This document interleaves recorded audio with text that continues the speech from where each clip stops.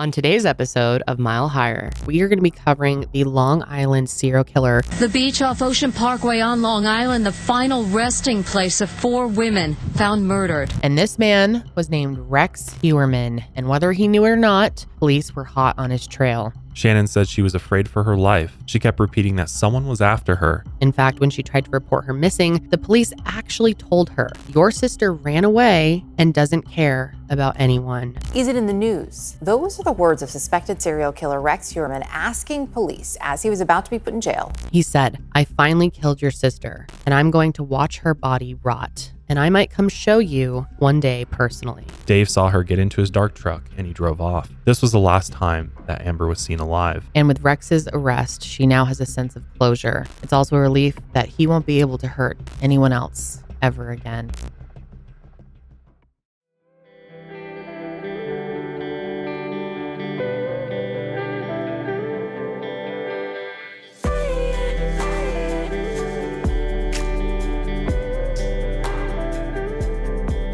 Hey, what's up, everybody? Welcome back to Mile Higher Podcast, episode 265.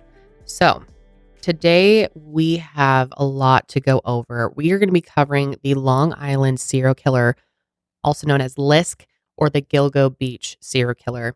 Now, this story did not get nearly enough coverage over the years, but it has now been really making headlines. It's been a top news story in the true crime community the last couple of weeks, because an arrest has been made in the case, and even though this person claims he is innocent, I mean, there's damning there's a evidence, lot of evidence against that, but and he has been formally charged with murder, and the prosecution's definitely planning on bringing some more charges. So Absolutely. This is an ongoing case. It's important to know. Yeah, that is important to note that we are covering this on August 9th. August 9th. So this is what we know as of today. More and more will come out. So if you're listening to this in hindsight, just a heads up there. But there's a lot to go over here. So let's just jump right in. So the Gilgo Beach murders are a string of previously unsolved linked homicides in which the remains of up to 18 people were found on the south shore of Long Island. The case, like I said, did not get enough coverage, and that's mainly likely because of what the victims did for work. They were written off and portrayed not as victims, but as prostitutes and dead hookers, not as people who were victims of brutal murders. Which, by the way, there will be no shaming tolerated in this episode. You will be banned, and that will be the end of that. Thank you, Janelle. Most of these victims that we know of were sex workers who used Craigslist, and they were all petite young women. 3 of them were 4'11", 1 was 5'5", and they had all been strangled. There's going to be a lot to cover here, like we said, so we're going to get right into the case, starting with a young woman named Maureen Brainerd Barnes. Maureen Brainerd Barnes was born on June 14th, 1982 in New London, Connecticut. She grew up nearby Groton. Maureen loved writing poetry and song lyrics. She was not a material girl. She didn't even wear makeup. Maureen was a straight A student, but she ended up dropping out of high school at age 16 when she got pregnant. Maureen gave birth to a baby girl, got married, earned her GED, and then ended up getting divorced. She worked odd jobs to pay the bills, and one day in 2006, she saw an ad online for Model Mayhem and sent in photos. And through that process, she started getting messages from escort agencies. The money was enticing and Maureen needed it, but she didn't want to have to pay an escort agency. She wanted to be independent. So when she discovered Craigslist, she created a listing and started seeing clients out of Connecticut. That worked for a little while, but Maureen worried about being recognized in public. So from there, Maureen would take weekend trips to Manhattan to escort and tell family and friends she was off on modeling gigs. She briefly stopped escorting after she got pregnant again, but once she had the baby, she got back on Craigslist. Maureen was adamant that she only worked in parts of Manhattan. Her sister Melissa said she only worked out of her hotel room and never did out calls. Her family and friends had some idea of what Maureen was actually doing in New York, but they knew they couldn't stop her. Maureen was determined to do something when she set her mind to it. On the weekend of July 7, 2007, Maureen arranged to meet a client at a hotel in Manhattan. She went with a friend and former coworker named Sarah Carnes, who was also working as an escort. The weekend was slow, so Sarah decided to go back to Connecticut, and Maureen stayed in Manhattan.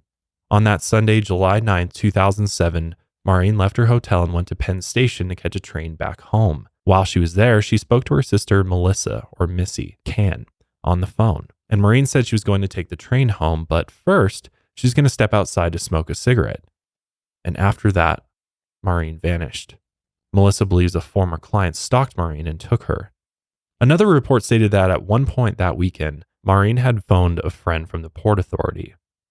She told the friend someone had robbed her of all of her money that she had earned. Maureen asked for a ride home, but the friend said she couldn't come get her, and nobody heard from her again. On July 9th, 2007, Maureen's phone's last cell site location pinged at approximately 11:56 p.m. in Midtown Manhattan near the 59th Street Bridge. There was no more activity on Maureen's phone until 3 days after she disappeared. On July 12th, 2007, someone used her phone to make 2 outbound calls checking her voicemail. The calls were made from a cell site location near the Long Island Expressway in Itlandia. This is a few miles from Gilgo Beach. 2 weeks later, after Maureen disappeared, her friend Sarah got a call from a blocked number. And when she picked up, the caller asked if she was from Connecticut. Sarah told him that she was. The caller asked, "Do you happen to know Marie? She's got a tattoo on her right arm in red. It says Nicole or something." And sure enough, Maureen did have a tattoo on her arm. It was the name of her daughter, Nicolette, which was written in red ink. So Sarah knew that it was her. She told the caller, "That's my friend. She's been missing for 2 weeks." And the caller told her that Maureen was fine, that he had just seen her, and that she was staying at a whorehouse in Queens. And Sarah said, "Why would she be staying at a whorehouse? She's independent. Can you give me the address?" But the caller said he didn't know it offhand. Sarah asked if the caller could call her back so she could tell the cops, and the caller agreed, but of course, he never did call Sarah back. And Sarah believes that this caller was Maureen's killer. By the way, Marie is the name that she would use on Craigslist, the alias. Okay. So whoever was calling had to have known that. It was like a client. Yes, probably. And her sister said that once she told detectives what Maureen was doing in Manhattan, it was as if they stopped caring completely. In fact, when she tried to report her missing, the police actually told her, "Your sister ran away and doesn't care about anyone." And I swear I've heard some crazy statements come from police that it's hard to believe they would ever speak to a victim's family that way, but it never stops shocking me. That's insane. I mean, why are you in this field of work if you're going to say things like that to people? It's so evil. So her family tried to get her on the National Registry of Missing Persons, and it took them 2.5 years before they had any success doing so. So we're going to talk about the next victim, and that is Melissa Bartholomew. She was born on April 14th, 1985 in Buffalo, New York. She grew up in Buffalo and attended cosmetology school there and had a younger sister named Amanda. She was petite, very beautiful and smart, but tough too. She was in beauty school and dreamed of opening her own salon one day. When she was 21, she moved to New York City, but she still was in regular contact with her sister Amanda. She rented a $700 a month basement apartment in the Bronx with her 8 cats. Melissa told her parents that she was working in cosmetology, but her landlady knew that she had actually been working as a stripper. The two were very close, so Amanda kept secrets from Melissa that even their mother didn't know. So she was the only one in the family that knew Melissa was escorting. But by that point, Melissa's family did know that she was working as a stripper and not as a cosmetologist. Melissa had first started escorting after she moved to New York. Eventually, in 2008, she switched from walking the streets of Times Square to meeting clients through Craigslist exclusively. On April 11, 2009, Melissa sent a text to her sister Amanda, firming up the details of a visit to see her in New York. The next day, Melissa deposited $1,000 at her bank, money from a date that she'd had earlier. She withdrew $100 and then headed out. Melissa was last seen alive on that afternoon of July 12, 2009. She had been sitting on the curb outside her basement apartment on Underhill Avenue. Later that evening, she made a phone call to her pimp. Melissa had been working on her own, so he hadn't been setting up her dates. It's not known whether the call went to voicemail. Her pimp later went on to say that he knew Melissa had set up a $1,000 overnight out call on Long Island. He said he even knew the place and knew of the guy paying for the overnight. Her pimp offered to give her a ride, but since Melissa was working on her own, she declined. The next day when the family hadn't heard from Melissa, they tried to file a missing persons report. In fact, they continually tried to file the report for 3 days, but the police shut them down every time, which is just crazy to me. They said that Melissa was an adult with no history of mental illness or psychiatric prescriptions, so she wasn't missing just because they couldn't find her. And again, the family's attorney said that once Buffalo PD found out that she had been escorting, they completely wrote her off. They said Melissa was a hooker and that they weren't going to assign a detective to something like this. The police only started investigating 10 days after Melissa went missing. A week after Melissa disappeared, a call came into her family's home phone, and the caller ID showed that it was Melissa's phone number. Melissa's mother, Lynn, and her sister, Amanda, were shocked, and Amanda picked up, thinking she would hear Melissa's voice on the other end. But it was a man, and the voice was self-assured. He asked, "Is this Melissa's little sister? I hear you're a half-breed."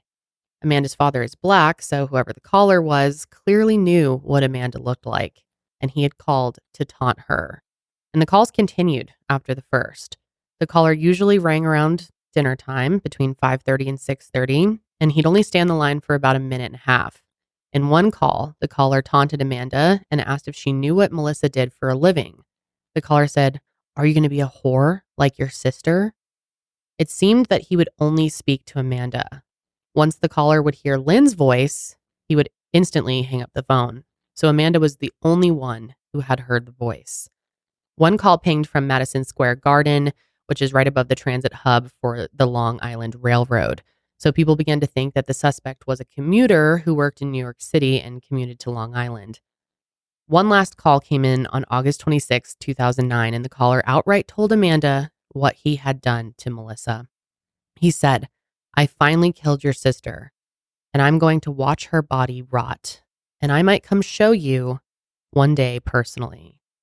He also said, "Do you think you'll ever see her again? You won't. I killed her."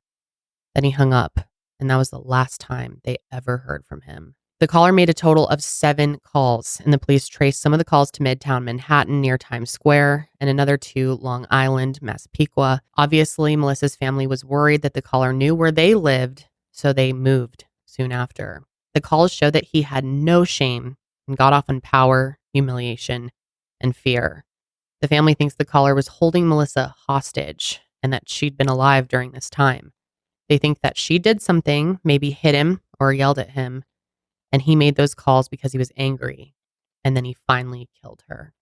Yeah, you don't often see that with serial killers where they're taunting their, victims' families like that. Mm-hmm. I mean, it's pretty risky to do that because calls can be traced and all that. So I tend to believe what the family believes, that she probably gave him hell in some way, shape, or form. And well, they said she was a really strong-willed type of person too. yeah, I hope she messed him up. Yeah, that's what they said as well. I think it is interesting that the calls were all under 3 minutes, around a minute and a half, because that's someone that knows that police would be able to get a more precise location or track it better if it was over 3 minutes. So you have to ask, who's someone that would just know that? Yeah, that's a good point. Yeah, that is. Because, I mean, if you're on the other end, you'd want to keep them on the phone and keep them talking to hopefully get the police to be able to start tracing the call. But he clearly knew. Yeah. Keep this short. The next victim is Megan Waterman, and she was born on January 18th, 1988 in Portland, Maine. She was a 22-year-old who had a daughter, Liliana, or Lily, when she was 19. She was raised in the working-class town of Portland, Maine, and she moved to Scarborough when she was in junior high. Megan had a hard life growing up. She was estranged from her mother for most of it due to her drinking. Megan was a spirited girl and a wild child, but it seems she was always looking to fill a deep hole in her heart, and it sometimes led her down the wrong path. Megan met her boyfriend Robert Blake at a club in Portland. Robert and his crew were from New York, and he quickly introduced Megan to escorting. But Robert was also very abusive. Megan ended up falling for his friend Akeem Cruz, who became Megan's boyfriend. Akeem also acted as Megan's pimp. Robert had taken Akeem under his wing to teach him how to traffic drugs and girls. As traffickers typically do, Akeem love-bombed Megan and made her all sorts of promises like a house, a family, and things like that. But he told her she just needed to have sex for money for a little while before that could happen. Then those promises turned into threats, and Akeem was also very abusive towards Megan, even in front of her daughter. Megan's family didn't know she was selling sex, as she was more secretive about it than the other girls. But her mom did find out from her son's ex-girlfriend, who'd heard the news from someone else. Her mother was shocked, and that's when she learned Megan had been previously arrested for prostitution. Megan tried telling her family that all she was doing was dancing, but they knew it wasn't true. They begged her to stop and leave Akeem, but Megan continued to see him, and they took long bi-monthly trips to Long Island. Akeem used girls as drug mules, so that's probably what he was doing with Megan, and in addition to pimping her out. Megan's family last saw her in early June of 2010. She had boarded a Concord Trailways bus in Maine bound for New York. She was not with Akeem, who was in Brooklyn visiting family.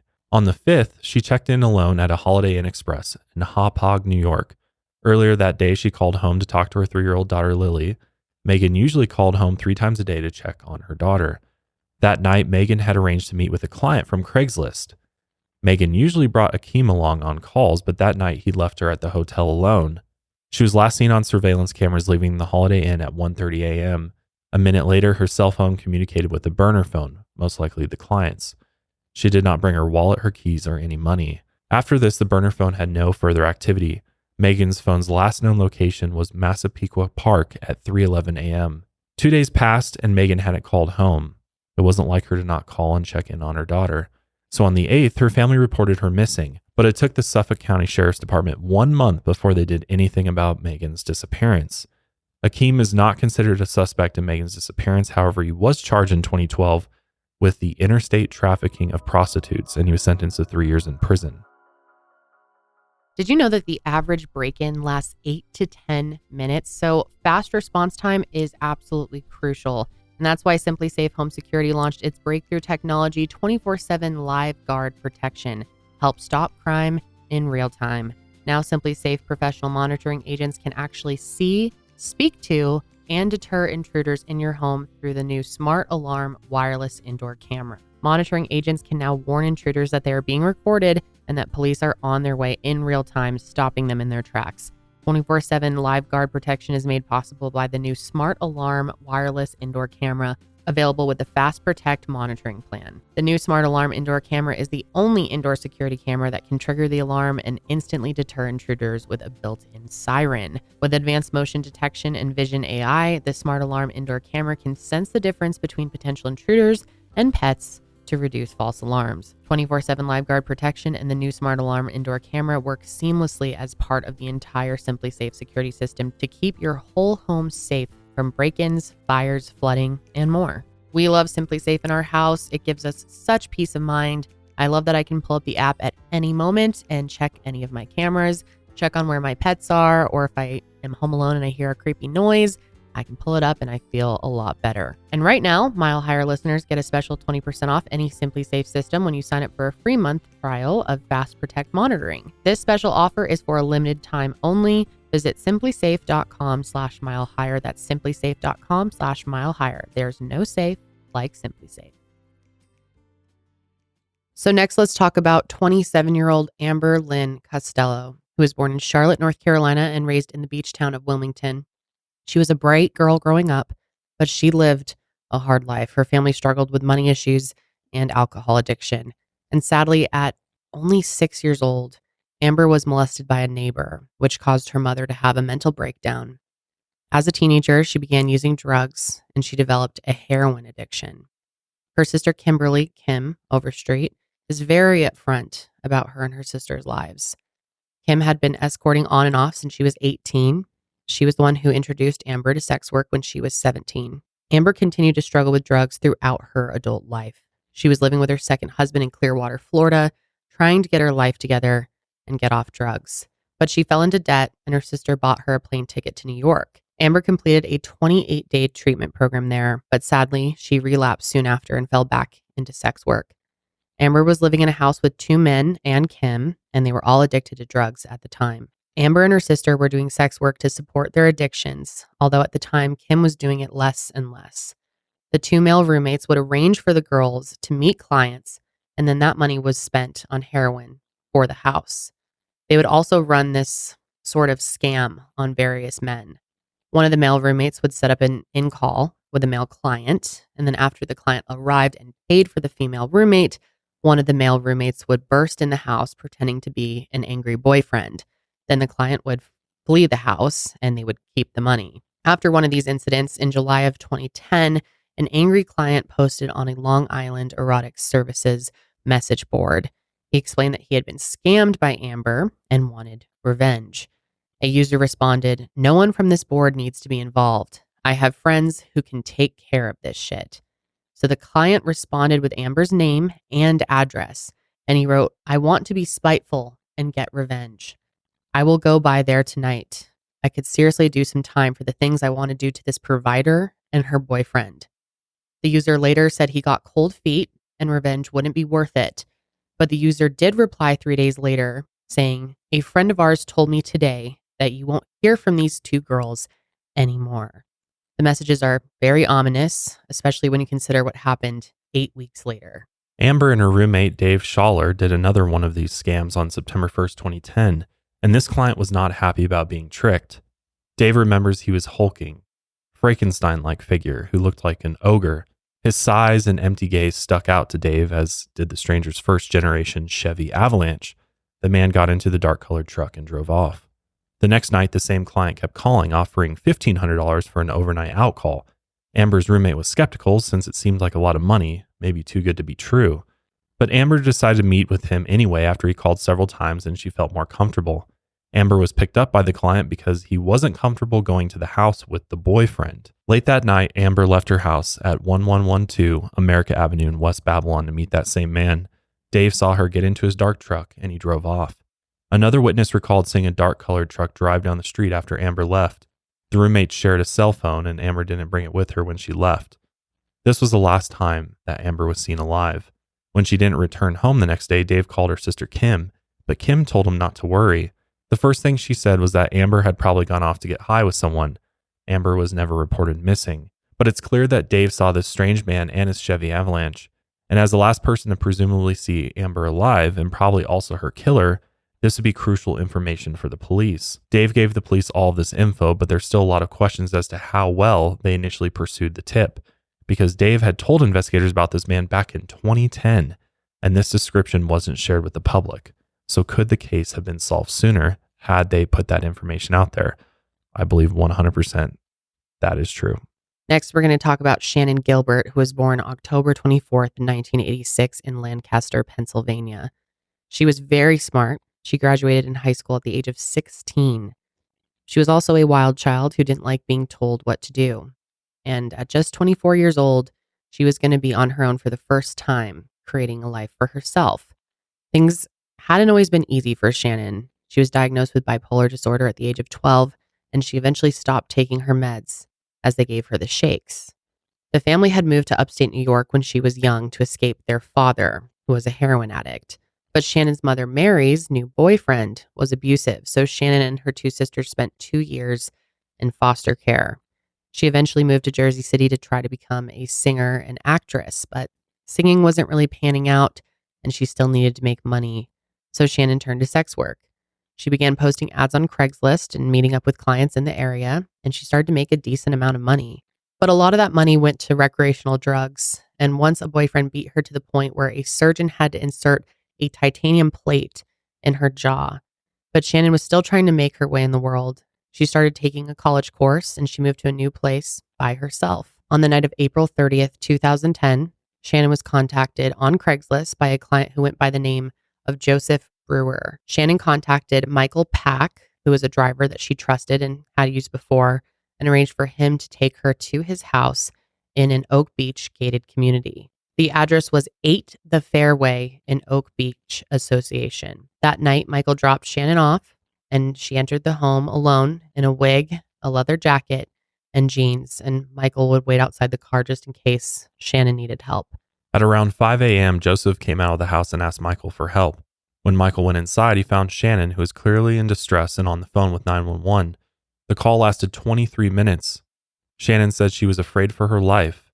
She kept repeating that someone was after her. She didn't give an address or tell the dispatcher what was happening, and she refused to leave with Michael. Here's some of that 911 call.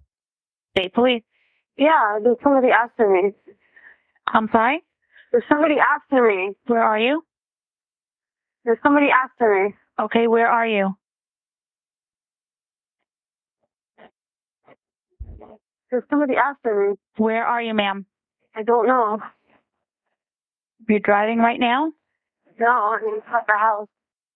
I'm sorry? I'm inside the house. What house? I don't know. Can you place where I am? I'm sorry? Can you place where I am? No, I can't. What's your callback number you're calling from? Huh? What phone number are you calling from? Somebody's asking me. Please. Are you in Suffolk County or Nassau County? I'm in Long Island. Where on Long Island are you? Yeah, you want to talk to me? No. No.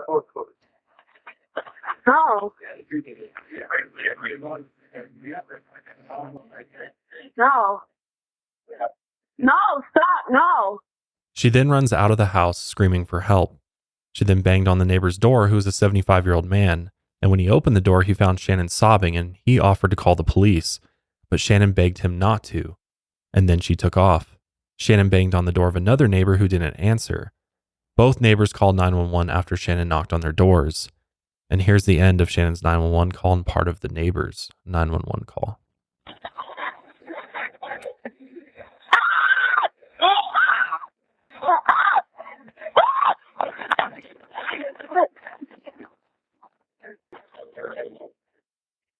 Shannan.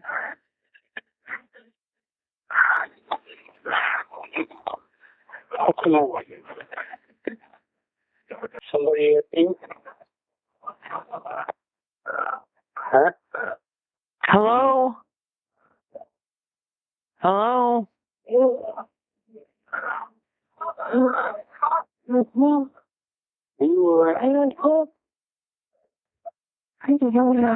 Don't keep. Where are you going?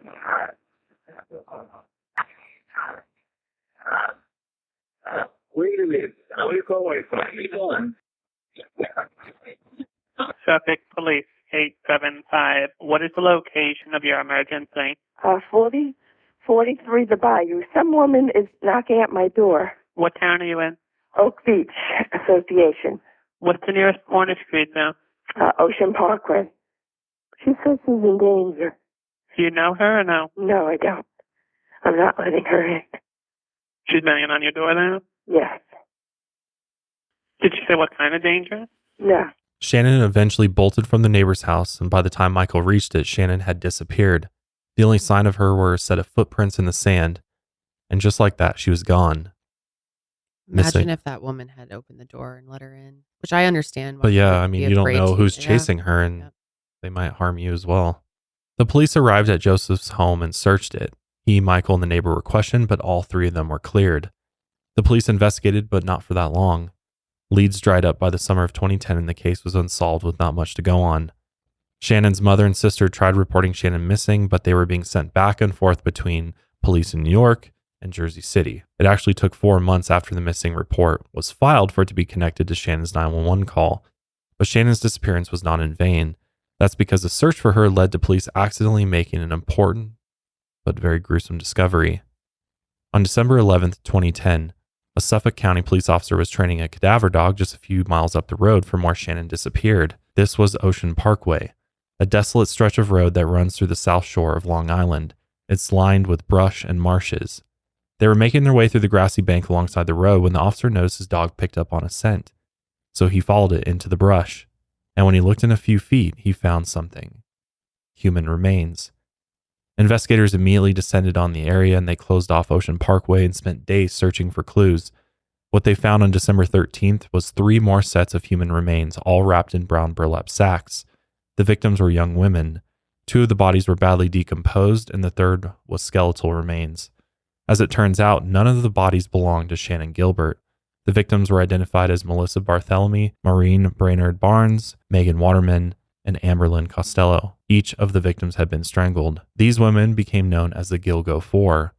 All the victims were sex workers who had advertised on Craigslist, and after 48 hours, the police had no leads into who killed these 4 women, but it became clear that this was the work of the same killer, who was potentially still on the loose in Long Island. The killer had arranged the remains about the same 500-foot distance from each other.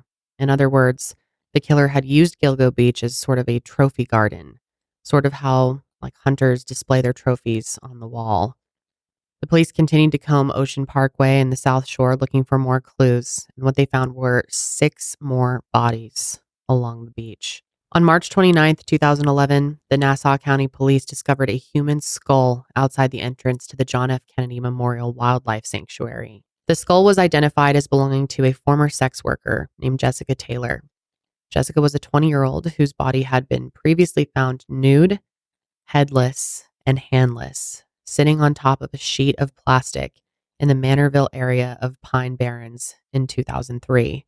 The killer had also gouged out her tattoo, likely making it harder to identify her.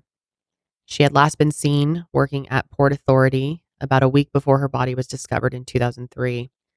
Sadly, not much is known about Jessica's life. The new discovery of her skull brought the total of bodies to 5 found on the beach, but none of these bodies belonged to Shannan Gilbert. She was still missing.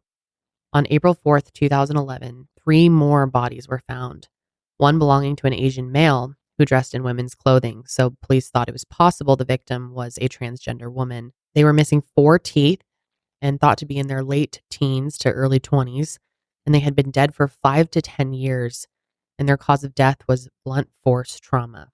It's been theorized that this person was working as an escort, and the killer may have picked them up, and upon discovering that they were actually a trans woman, may have become angry and beat the victim to death. Of course, that's just a theory, but it's definitely possible. The second body belonged to an African-American female toddler. She'd been wrapped in a blanket with no immediate signs of trauma. The third set of remains belonged to a formerly unidentified victim whose partial remains were found in Manorville, New York on November 19, 2000. When those remains were first discovered, police found her torso wrapped in garbage bags in the woods near the intersection of Halsey Manor Road and Mill Road. Her hands, head, and leg had been cut off. A head, right foot, and hands found on Gilgo Beach on April 4, 2011 were originally thought to belong to a 6th Jane Doe, but they were later identified as belonging to the same woman whose torso was found in Manorville a decade earlier. The victim was known as the Manorville Jane Doe until she was identified as Valerie Mack in 2020. She was identified through the use of genetic genealogy. Valerie was a 24-year-old girl from Philadelphia who was working as an escort. She went missing in 2000. Authorities identified her from a DNA sample that was collected from her son, Benjamin, when he was incarcerated in 2019. Police believe that Valerie and Jessica Taylor's cases are connected, as both bodies were found in the same area and disposed of in similar ways. And with Jessica's head found in Gilgo Beach, this would potentially link the 2 cases back to the same Long Island serial killer that killed the Gilgo 4. On the 11th, police found a plastic bag containing dismembered skeletal remains near Jones Beach State Park. These remains matched a torso that had been discovered on June 28, 1997 in Hempstead Lake State Park in Lakeview, New York. The torso had been placed in a green Rubbermaid container and dumped on a roadside near the western part of the lake. The torso belonged to an unidentified young African-American woman. On her left breast, the woman had a tattoo of a heart-shaped peach with a bite mark and 2 drips from the center. So she was nicknamed Peaches or Jane Doe number 3 by investigators. The remains found in 2011 and in 1997 were officially DNA matched as the same person in December 2016. Investigators also discovered through DNA that Peaches was the mother of the female toddler, Baby Doe. Both were wearing similar gold jewelry, and both Peaches and Baby Doe are still unidentified. It's believed that Peaches may not have been a sex worker, but someone personal to the killer. And what's really interesting is 4 days ago from recording this, there was an interview that was put out on YouTube by a man named Joseph Giacalone. And Joseph is a retired NYPD sergeant and former commanding officer of the Bronx Cold Case Squad. And he had an interview with a man named Joshua Zeman. And Joshua is a producer and writer on the series The Killing Season, which largely focuses on the Gilgo Beach serial killer, but also other various serial killers as well. Anyways, though, in the interview, Joseph claims that Peaches and Baby Doe may be identified within the next few weeks due to, which I believe it was a task force where he got this information from. But yeah, it could be very soon that they figure out who these are. Yeah. Well, let's hope so. I know. I was watching that same interview earlier today, Janelle, actually, and I do want to say, after watching it, my own interpretation of what he was saying about the identification of Peaches and Baby Doe happening soon was very I don't know, it almost looked like he was reaching for something because the interviewer was, they were on a podcast actually. I forget what the actual podcast is called, but it's associated with a news network. A law and crime podcast is what it is. And she was like, she was like, oh, do you have anything that is new? Or, was just kind of like pushing him to give some more information. And that's what he said, which maybe there's truth to that, but there wasn't anything else beyond just that simple statement. So, Okay. and there's no like backup proof to back up that at all. It's just what anywhere he else. That's thinks. just what he thinks. Yeah. Well, hopefully he's right. Well, I think that Maybe news he is. came on the heels of, as we'll get into, an unidentified victim that was very, very recently identified. Mm-hmm. So I think that's, to me, why I think it might have some more credibility. Like they're kind of getting it done now. Yeah, all the DNA tests Well, are so much come is back. coming out like Right. every It's single day. every It's day, yeah. unfolding. So Valerie's bones were discovered on Gilgo Beach near the body of Baby Doe, east of Cedar Beach. And since Baby Doe's mother is Peaches, who was found in Lakeview, New York, and the Jones Beach State Park, there are more links that suggest these murders are all the work of the same killer. And there were more remains discovered near Peaches on April 11th. The police found a skull on the side of the road in Jones Beach, 6 miles west of where the Gilgo Four were found. And this skull was matched to a pair of severed legs that were found nearby Fire Island on April 20th, 1996. Investigators knew that the Fire Island Jane Doe was a Caucasian woman between 35 and 50 years old. Her torso and hands are still missing. Very recently, on August 4th, after 26 years, Fire Island Jane Doe was identified as Karen Bergata. Karen was 34 when she was last heard from on Valentine's Day, 1996. She was living in Manhattan at the time and working as an escort. Karen was not reported as missing.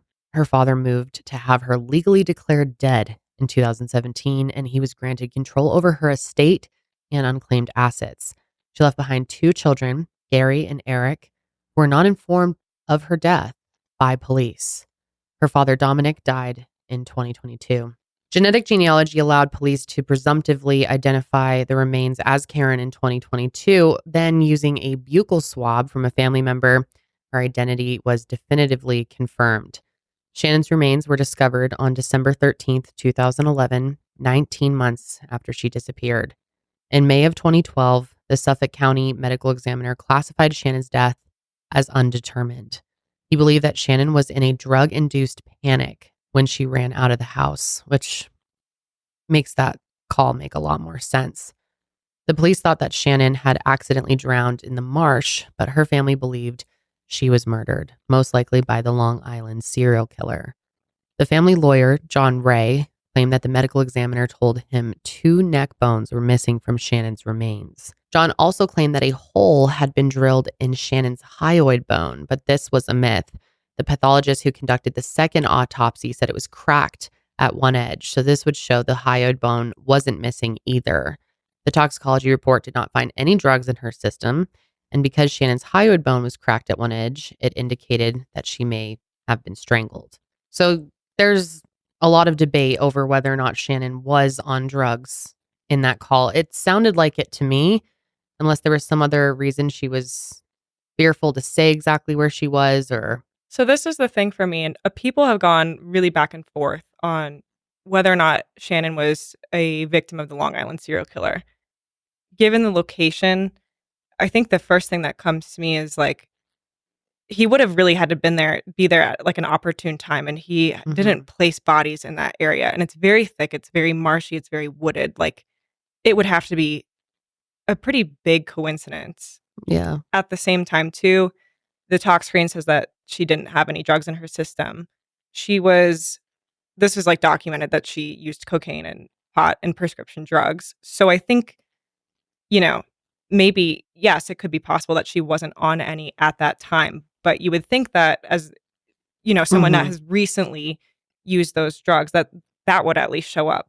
And I think some people have floated the idea that, well, her remains were sitting in this marshy area over a long, New York winter, that there could be tissue degradation that would lead to that sort of conclusion. And they did actually bring in the FBI's behavioral analysis unit, and they analyzed all 23 minutes of that call, and they found that it was more kind of aligned with someone that was in a drug-induced panic versus someone that's actively being chased. And kind of when you think about the circumstances, it's odd that she didn't go back to the car with her driver who she knew, who she trusted.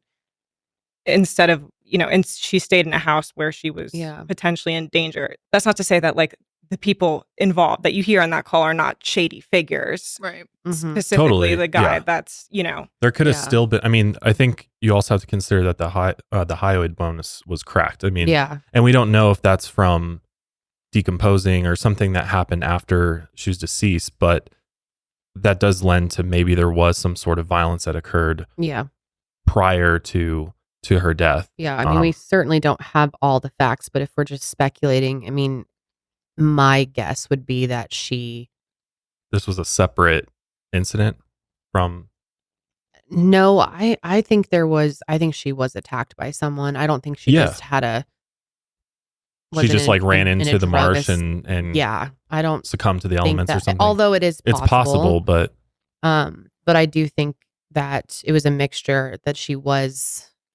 I mean, she could have even have been drugged as well by that person, but it seemed like has some state of confusion. But I also think that there was an attacker.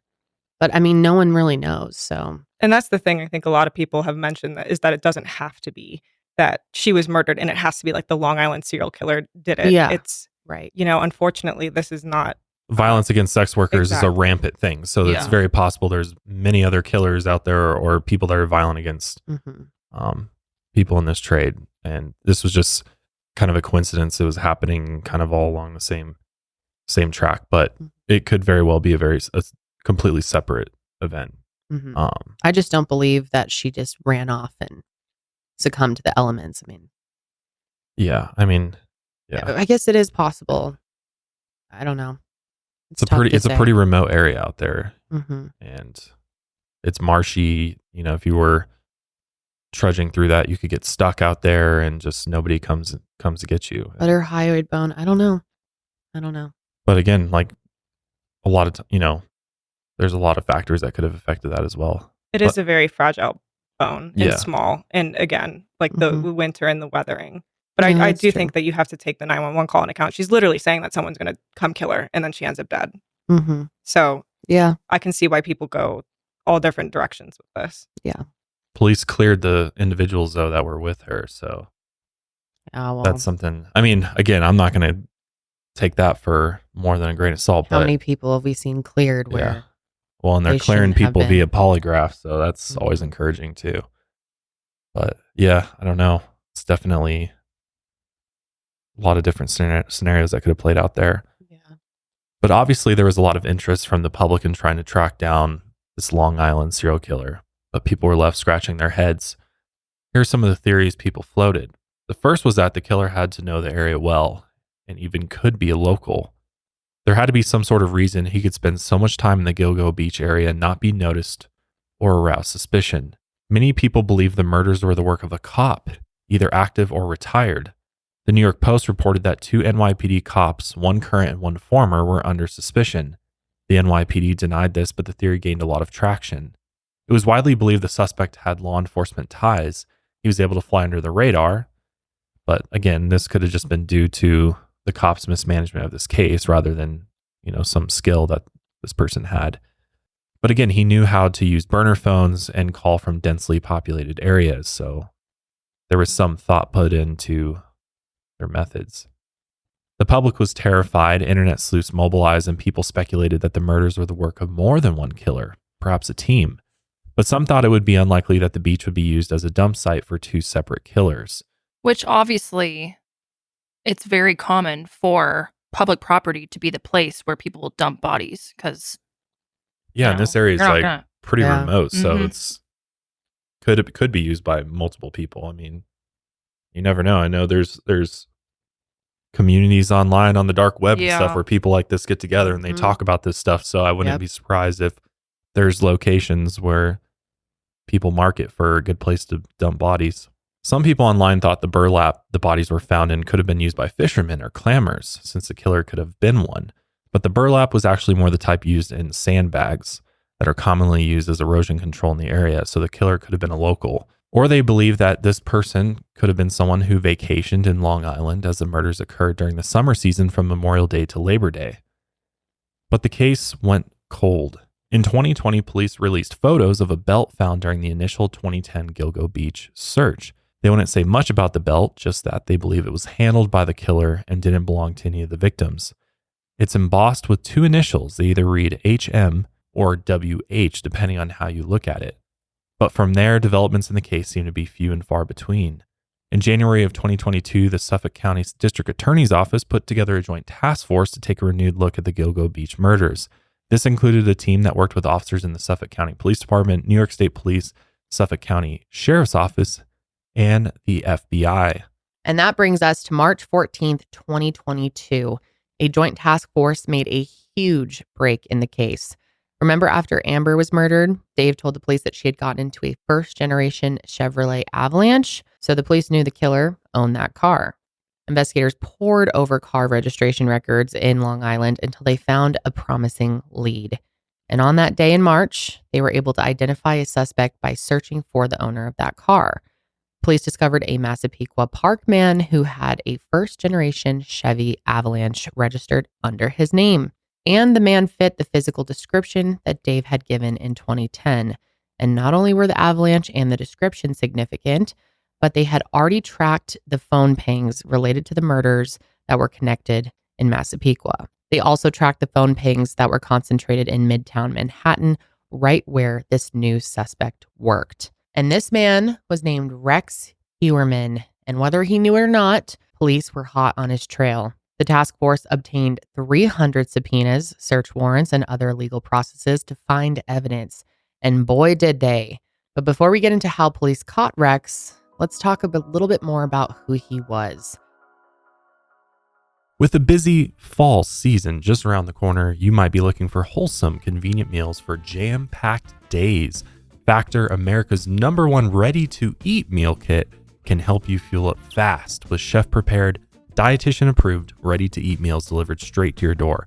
You'll save time, eat well, and stay on track with your healthy lifestyle, because sometimes you just simply don't have time to cook anything whatsoever. You just want to throw something in the microwave and heat it up, but you don't want to eat some nasty, bad for you frozen meal. I'm especially a fan of their Protein Plus meals because I'm all about getting that protein in. Their meals come with 30 grams of protein or more per serving. Looking for calorie conscious options ahead of the busy season? Try delicious dietitian approved calorie smart meals with around or less than 550 calories per serving. With Factor, skip the extra trip to the grocery store and the chopping, prepping, and cleaning up too, while still getting the flavor and nutritional quality you need. Factor's fresh, never frozen meals are ready in just 2 minutes, so all you have to do is heat and enjoy, and then get back to crushing your goals. With Factor, you can rest assured you're making a sustainable choice. They offset 100% of their delivery emissions, source 100% renewable electricity for their production sites and offices, and feature sustainably sourced seafood in their meals. Seriously, absolutely delicious, ready-to-eat meals that are also good for you. Check out this special offer and head to factormeals.com/milehire50 and use code milehire50 to get 50% off. That's code milehire50 at factormeals.com/milehire50 to get that 50% off.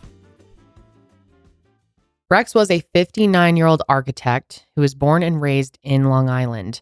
He owned his own architectural firm, RH Consultants and Associates, and his offices were in Midtown Manhattan.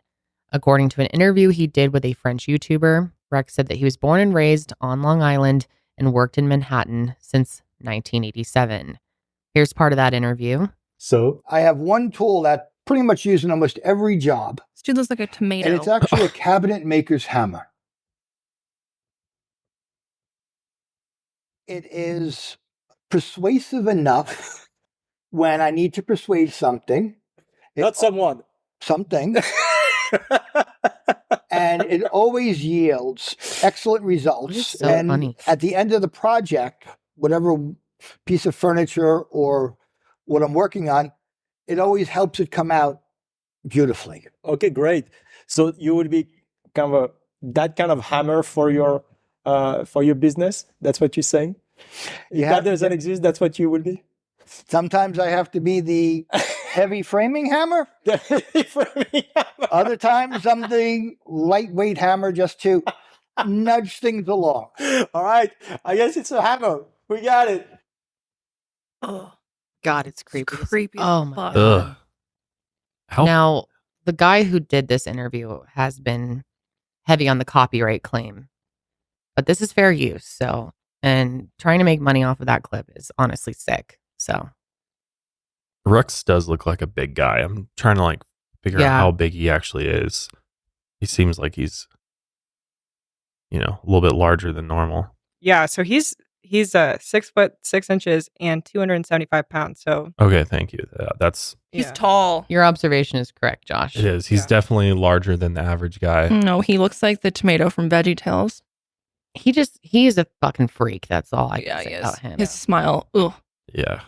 So Rex lived a relatively ordinary life in Massapequa Park. He lived in the same home that he grew up in. He had a wife named Asa Ellerup and 2 children, a daughter and a stepson, and his daughter worked with him at the architectural firm. And Rex liked to hire a lot of young, petite women to work at his firm. He reportedly enjoyed grossing out employees by talking about butchering animals that he hunted. Ew. And he would even stake out business rivals to the point where Rex's own frightened workers locked themselves in the building. He kept to himself. He didn't talk to his neighbors. Many of them said he was not friendly. His house was the one in the neighborhood that parents told their children to avoid. People crossed the street to avoid him. He would frequently use an axe to chop wood in the front yard, returning any friendly hello with a silent, ominous scowl. For an architect, his house was oddly always in a state of disrepair. Some neighbors even complained to the HOA because they thought the house was lowering the property values. Rex owed a lot of money in back taxes. He was subject to 6 tax liens filed by the IRS in Nassau County between 2010 and 2021. Those liens showed he owed a total of more than $425,000 in unpaid taxes going back to 2005. There are also some shady things going on in his work and dealings as an architect. In 2007, the buildings department had to investigate and see if Rex had falsely identified an apartment complex as vacant. He had been the architect hired to renovate a building in Harlem, and the fire department declared that building to be unsafe, and 24 families who were living there were forced to evacuate. Now that we have some background knowledge about Rex, we're going to talk more about how the police were able to connect him to the murders. First were the phone bill records. Rex allegedly thought he was very clever by using burner phones to contact the girls. These phones were thought to be pretty much untraceable, and admittedly, these burner phones did make it harder to track the killer down, but not impossible. So police were able to connect those burner phone bills to Rex. These phones have been used to contact 3 of the Gilgo 4 women. Rex has not been charged with Maureen's murder yet, probably because they can't access phone records from 2007. And these burner phones linked Rex to match pings from the times and places where the girls arranged to meet, but police also had pings from more calls. As you probably remember, the killer used Melissa Barthelomew's own phone to call and taunt her sister Amanda, and a detective had called Melissa's phone later to investigate. Also, the killer had gone into Maureen Brainerd Barnes' phone to check her voicemail. All of these calls generated pings from 2 significant areas, Midtown Manhattan and Massapequa Park. And as we've said before, Rex worked in Midtown Manhattan, which is where he allegedly called Amanda Bartholomew. And he lived in Massapequa Park, where the victims were believed to have disappeared from. Not only did the phone locations match, but there were no pings, records, etc. that placed Rex anywhere other than those locations. So he had no alibi. There are also surveillance videos of him buying minutes for a specific burner phone at a phone store in Midtown Manhattan on May 19th, 2023. And then came the DNA evidence, which is pretty damning. Police actually collected his trash, which we have seen this in so many cases, to get DNA profiles from both Rex and his wife. Rex's DNA profile actually came from a pizza box that he threw out in New York. Police who had been tailing him grabbed the box and sent it to a lab that works specifically with difficult DNA samples. And the lab was able to swab the pizza crust and develop a profile out of it. They also collected 11 water bottles from Rex's house garbage. Investigators swabbed these bottles and were able to find Rex's wife's DNA.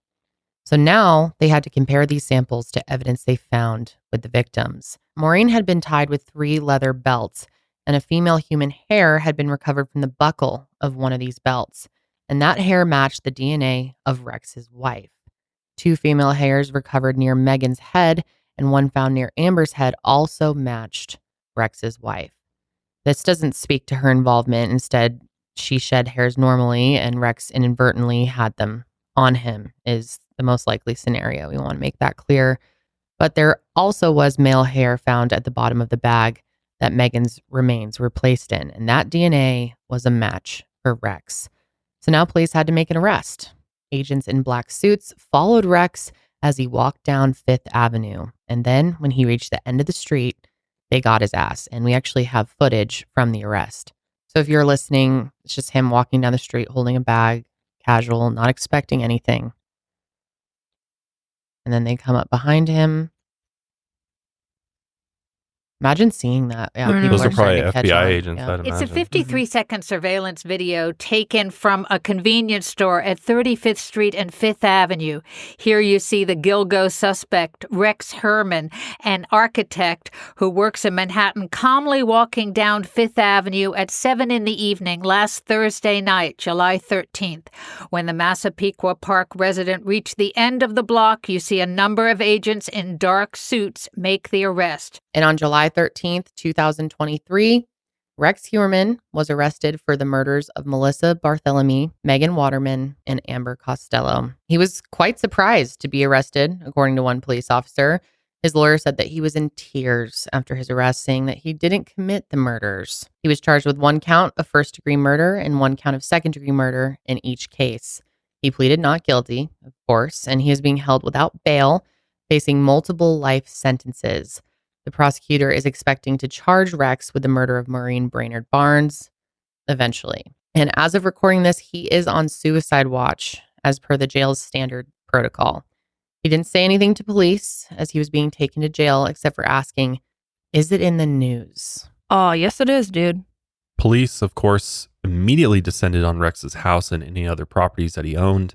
It was reported that Rex killed a victim in a soundproof room in his basement, but police have since denied that he had a soundproof room. However, investigators have said that he did have a vault with a big iron door, and inside he kept a stockpile of weapons. He had over 200 guns, I guess. They also said they're looking into whether or not he killed the victims in his home. There is a chance of this, but they've stopped short of confirming it. Some of the items seized included more than 200 firearms, a child-sized doll in a glass case, a large portrait of a woman with a bruised face, a cooler, computers, a mirror, a large picture frame, a filing cabinet, and many other household items. Take a look at this picture that they pulled out of the woman with a bruised face. It's creepy. That's deeply disturbing that he had this. Mm-hmm. Investigators also excavated his backyard. There have been reports that police discovered bone fragments, but this is speculation, and the police have not confirmed this. They have reported that their search of the home is complete, and they have recovered a massive amount of evidence. His storage unit at Omega Self Storage in Amityville was searched. Investigators are also looking at Rex's timeshare in Las Vegas and undeveloped land he owns in Rock Hill, South Carolina. They are looking into whether Rex is connected to unsolved cases in both of those locations, including the disappearance of Aaliyah Bell from Rock Hill. And for those who aren't familiar, in 2014, Aaliyah, who was 18 years old at the time, went missing in Rock Hill, South Carolina on November 25th. She was leaving her uncle's house on Chestnut Street around 11:15 p.m. Aaliyah was supposed to be taking a route to her godmother's house, something she did very regularly, but she never made it there and hasn't been seen since. Also, police recovered a Chevy Avalanche from a relative's property in South Carolina. So that's been brought back to New York for processing. So you might remember that police released pictures of a belt in 2020 that was associated with the case. It has since been revealed that the belt was used to tie up Maureen. But taking a minute to think about those initials on the belt, remember it was either WH or HM. Does HM stand for Heuermann? Also, Rex Heuermann's grandfather's name was William Heuermann, WH. He died in 1964, so, I mean, it seems like that's definitely tied to him. The murders were allegedly committed while his wife was out of town. She reportedly had no idea about any of it, and neither did his kids. She's currently filing for divorce, and the family is staying in a hotel because their house was just completely, trashed after the police went through it. They tore it all apart to gather evidence. They are cooperating with police, and they are not considered suspects at this time. Their life has been essentially turned upside down with the shocking news. I can't even imagine how you even deal with this. So traumatic. And it's been horrible to see the way that the media has treated them, filming them outside of their house as if they're not victims in all of this too. Right. It's so fucked up. Like the best thing you do is just leave them alone, give them some space to just figure out how they pick up the pieces and move on, because there is no worse revelation than finding out that your father, your husband. Yeah, someone you had spent so much time with over your life was capable of doing so. Oh my God, I just can't even imagine how you would begin to process. It's terrible. It's terrible. And because the house was torn up so bad by police, his Rex's son, Christopher, who has developmental disabilities, has had to sleep in a chair every night because it's just been, everything is a mess. And the daughter of the happy face killer, Melissa Moore, actually has set up a GoFundMe to help Asa and her kids start a new life. As shown by cell phone records, Rex's wife was in Iceland during Melissa's murder. She was in New Jersey at the time of Amber's murder. It is undetermined if she was out of town during the other two murders, as phone billing, travel, financial records for her from 2007 were no longer available due to retention policies. And since the arrest, shocked residents, neighbors, and acquaintances have spoken out about the situation, and they would like for the home to be demolished and completely razed. They are understandably unhappy with all the media attention that swarmed their once quiet neighborhood. Here's some neighbors' reactions to the recent developments. We've been here for about 30 years, and the guy's been quiet, never really bothers anybody. We're kind of shocked, to tell you the truth, you know. Do you know him? Yeah, his name is Rex. He's got a wife and 2 kids. The guy pretty much keeps to himself. We just say hello to each other, and that's about it. You know, how you doing, blah, blah, blah. Like I said, we're shocked because this is a very, very quiet neighborhood. Everybody knows each other. All of our neighbors are, we're all friendly, and there's never been a problem at all. Not a scream, a yell, nothing. It's crazy. It's mind-blowing. Mm-hmm. It's, quiet as people park. Shocking. Sad. Really. I mean, you think of the victims. It's sad. It's tragic. It's not about him. It's not about us. It's about the victims. It's just really unsettling knowing that something like this literally hits so close to home. It's a quiet town. Everyone knows each other. Nothing really goes on. So it was just surprising to hear and kind of scary. I was like, holy crap. Unbelievable right now, town. James Pagano couldn't believe when he heard the name of the suspect because he went to high school with Rex Heuermann. He was very quiet, dark, kept to himself, and extremely intelligent, very smart. That's really interesting to hear. The last guy's, he went to high school with him. He was dark, really smart, and a lot of and seemed to keep to himself, isolated. I mean, he's got all of the traits of a serial killer, I guess you could say.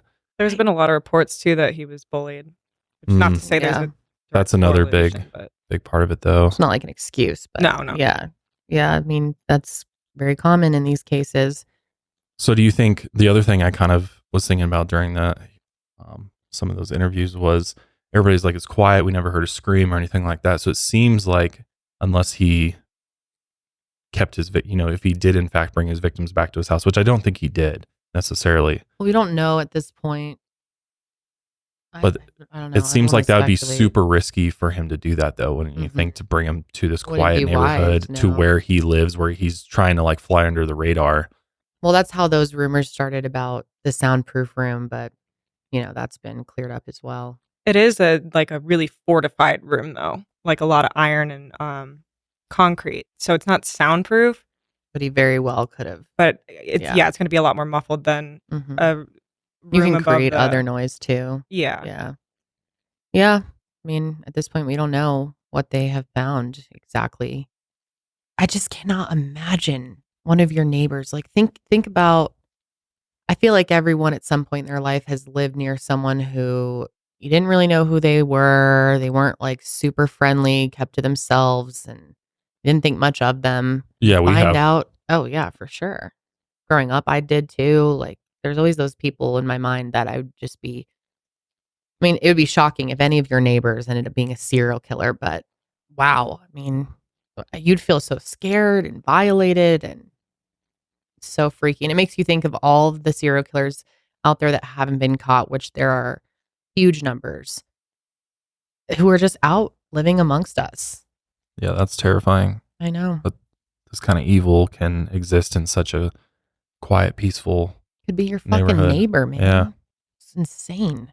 Could be your boss. Mm-hmm. Could be anybody.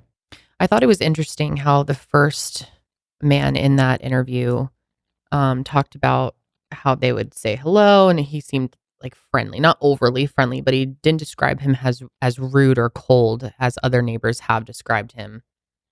But I think it's very clear though that Rex is definitely intelligent, and he knew he had to sort of play along Blend to remain under the radar for so long. I mean, that's the only way that you do it, is you don't raise suspicion, right? Although this next clip we're about to watch definitely, I think, raises a little bit of suspicion, because a lot of people don't really do this anymore. So no. He would burn his garbage, and I would smell it. And I would always wonder, I'm like, why is this guy burning his garbage again? When I was 18, 19 years old, I heard digging in the backyard next door. Now, I really wanted to go and check out what it was and like look through the fence. The fence had little fake grass on it. But something stopped myself from doing it. I was nervous. I wasn't too sure what I was hearing at the time. Good call, because who knows what he would have done if he saw someone looking at what he was doing. Burning trash in a neighborhood like that is pretty weird. Yep. The only time I've really seen people burning trash is like out in rural communities, because sometimes there's not like disposal service, stuff like that, or sometimes people just like to burn their trash or whatever. So my neighbors used to burn trash growing up, and it would smell so bad outside. Oh, it's so bad. Really? Yeah. It's so bad. I've never smelled that. Sure, it's awful.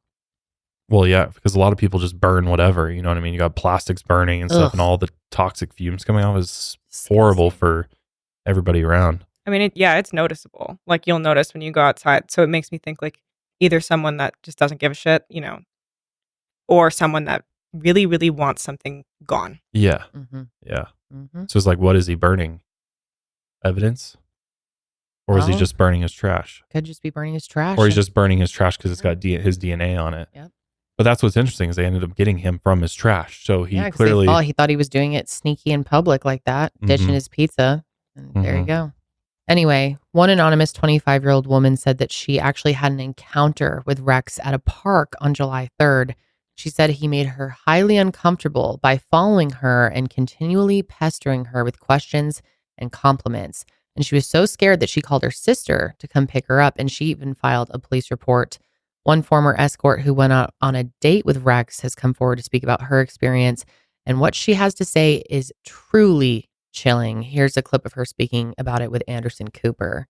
We sat down. He seemed perfectly normal at first. He seemed like your typical guy who was bored with his life, and wanted some kind of excitement. You know what I mean? It didn't get weird until he asked me if I was a true crime fan. Wait a minute. He asked you if you were a true crime fan. He asked if I was a true crime fan, and I am.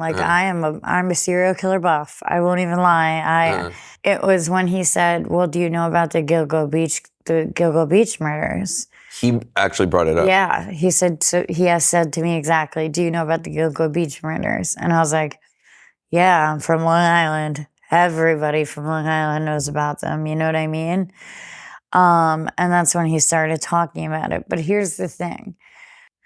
When he brought it up, his whole demeanor changed. He sat up straighter, he had like a smirk on his face. He seemed almost like too excited to talk about it. And then once he did start talking about it, it didn't seem like a true crime fan who just knows information they've seen on TV or read. It seemed like somebody who was reliving it. One thing I remember specifically was he said to me, "How do you think they get rid of the bodies without going noticed?" And I said, "I have no clue. I've never been to Gilgo Beach. I don't know the access points. Like, I couldn't tell you anything about it. I have no idea." And he said, "What if they treaded through the marsh with the burlap sacks? You would never see them." He's like, "It's a very dark and desolate area." Holy shit. That is so fucking scary. Wow. That's just crazy. This guy was trudging through the marshes with bodies. Yep. I guess they were remains. He made it easier. It wasn't like he was dragging them through the marsh. He had them in the bags. Oh, wow. I know. That's, God, that's just chilling.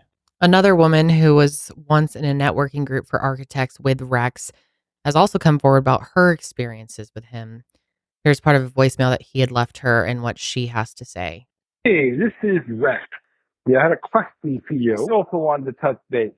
I assumed he just wanted to do some work together, but he always made me a little bit uncomfortable. And then he asked me if I knew about the Gilgo Beach murders.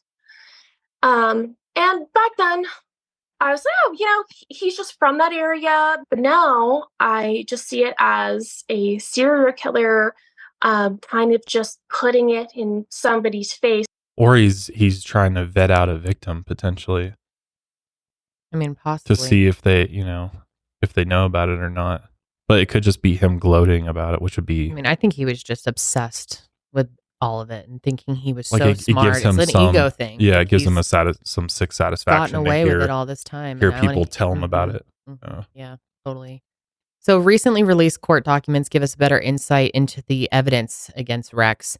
They also included startling details about what exactly investigators found. First, there's the Tinder account that Rex used his Amex to pay for.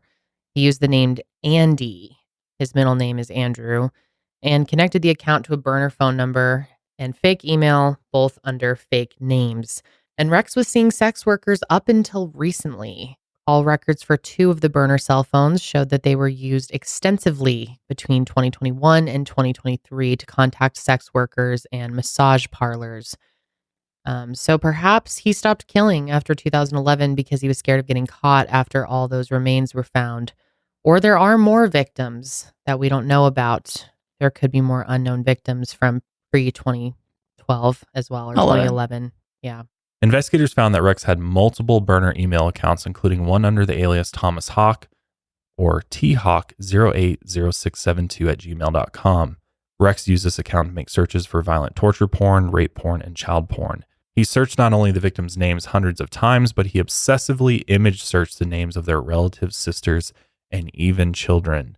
The searches are pretty disturbing. One uses the term Asian twink tied up, which might be a connection to the unidentified victim, that Asian male.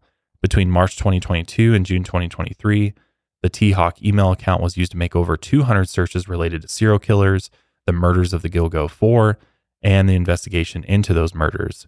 These are some of the articles viewed in searches made. A number of them are deeply disturbing, and we will not be including those up on the screen for the episode. But if you want to take a look at those, obviously viewer discretion advised.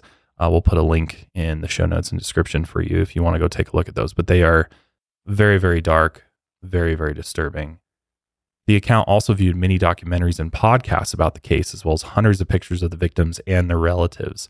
Rex also searched for the very same task force that was about to bring him down. Prosecutors have stated that there does not seem to be a connection between Rex Heuermann and the Atlantic City serial killings, which are also known as the Black Horse Pike killings. So this is just everything we know as of this recording, but this is really just the beginning. This case is developing, and we'll probably be finding out a lot more information as the discovery process goes on.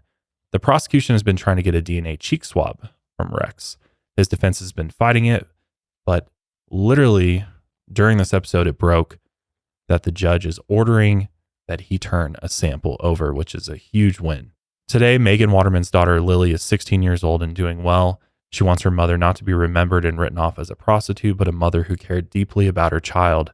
Sadly, Megan's mother, Lorraine Ela, passed away in 2022 at the age of 55. With Rex's arrest comes a mix of anger and relief. It's a bittersweet moment as it feels like the process starts all over again. Megan was a girl that had her whole life ahead of her. Her family hopes that the person responsible for ending her life will be punished. In a disturbing turn of events on July 23, 2016, Shannan Gilbert's mother, Mary, was murdered by her daughter, Sarah. Sarah was potentially suffering from psychosis at the time of the murder. Sarah had drowned the family dog and lost custody of her son. She blamed this on Mary and fatally stabbed her to death in her home. Mary was 52, and Sarah told police that voices in her head had ordered her to kill her mother. Now, one thing to note is that Sarah was administered the MFAST, which stands for Miller Forensic Assessment of Symptoms Test. Basically, it's a screening tool that's used to determine the likelihood that someone is faking a psychiatric illness. And prosecutors have said that her score pointed to malingering, which means faking it or exaggerating. So Sherry Gilbert, Shannan's sister, is very happy that police have made an arrest in the case.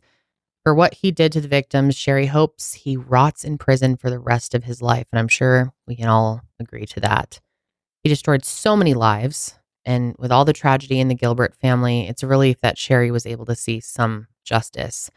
Kim Overstreet misses her sister Amber every day, but it brings her peace to know that she is resting alongside her family. And with Rex's arrest, she now has a sense of closure. It's also a relief that he won't be able to hurt anyone else ever again. Melissa Barthelomew's mother, Lynn, is relieved at the news of the arrest as well. She says that death would be too easy for her daughter's killer. She wants him to suffer at the hands of other inmates. In her words, let him receive what the girls received. Jessica Taylor's cousin wants her to be remembered as a beautiful woman whose life was taken far too soon. She is loved and missed every day. The family is optimistic that Rex will be linked to her murder soon. Maureen's family is confident that Rex will be charged with Maureen's murder as well, giving her the long overdue justice that she and they deserve.